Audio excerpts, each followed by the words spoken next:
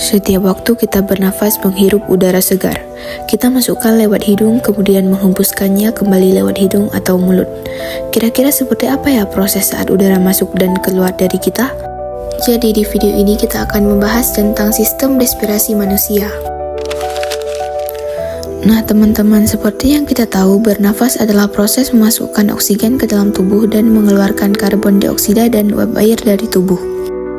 Sistem pernapasan manusia terdiri dari organ-organ pernapasan yaitu rongga hidung, faring, laring, tenggorokan atau trakea, bronkus, bronkiolus, alveolus, dan paru-paru.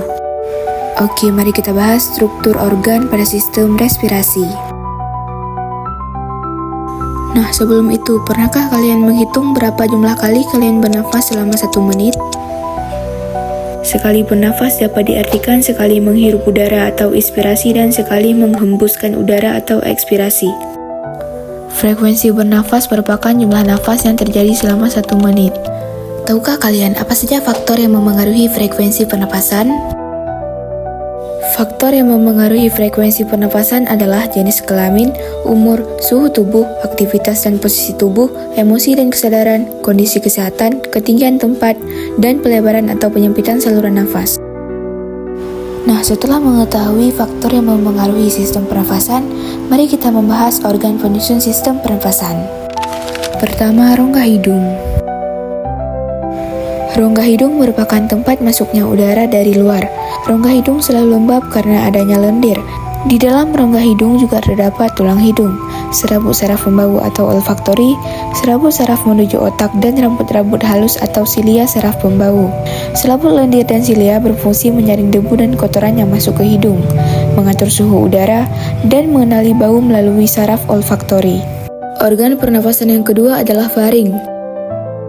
Udara dari rongga hidung akan masuk ke faring. Faring merupakan persimpangan antara rongga hidung ke tenggorokan atau saluran pernapasan, dan rongga hidung ke kerongkongan atau saluran pencernaan. Pada bagian belakang faring terdapat laring. Berikutnya laring. Pada laring terdapat pita suara dan epiglotis atau katup pangkal tenggorokan. Pada waktu menelan makanan, epiglotis menutupi laring sehingga makanan tidak masuk ke tenggorokan. Sementara itu, pada waktu bernafas, epiglotis akan membuka sehingga udara masuk ke laring lalu menuju tenggorokan. Di bagian bawah epiglotis terdapat tulang rawan tiroid yang membentuk jakun yang lebih tampak pada laki-laki daripada wanita. Selanjutnya, trakea atau batang tenggorokan. Trakea berbentuk seperti pipa dengan panjang kurang lebih 10 cm. Trakea bercabang 2 dalam paru-paru membentuk bronkus.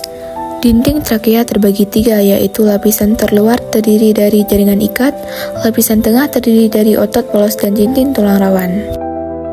Trakea terdiri dari 16-20 cincin, tulang rawan yang berbentuk huruf C bagian belakang cincin. Tulang rawan tidak tersambung ke esofagus sehingga menyebabkan trakea tetap terbuka. Lapisan dalam terdiri dari jaringan epitel silindris selapis bersilia yang menghasilkan lendir.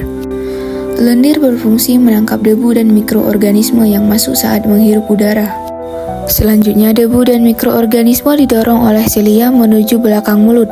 Silia berfungsi menyaring dan mengeluarkan benda asing melalui batuk.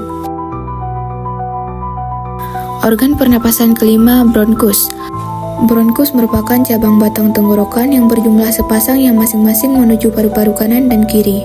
Struktur bronkus mirip dengan trakea. Bedanya dinding bronkus lebih tipis dari trakea. Bronkus bercabang membentuk bronkiolus. Selanjutnya, bronkiolus. Bronkiolus merupakan cabang bronkus. Bronkus kanan bercabang menjadi 3 bronkiolus, sedangkan bronkus kiri bercabang menjadi 2 bronkiolus. Bronkiolus bercabang-cabang menjadi saluran yang makin halus kecil dan dindingnya tipis. Bronkiolus tidak punya tulang rawan tapi punya silia. Setiap bronkiolus bermuara ke alveolus. Organ selanjutnya, alveolus. Alveolus merupakan saluran akhir pernafasan. Dinding alveolus banyak mengandung kapiler darah.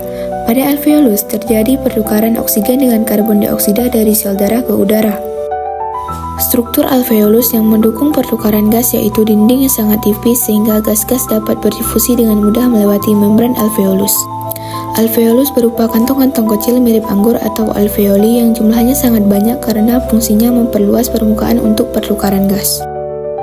Permukaan dalam dilapisi epitelium sehingga memungkinkan difusi gas antara karbon dioksida dengan oksigen.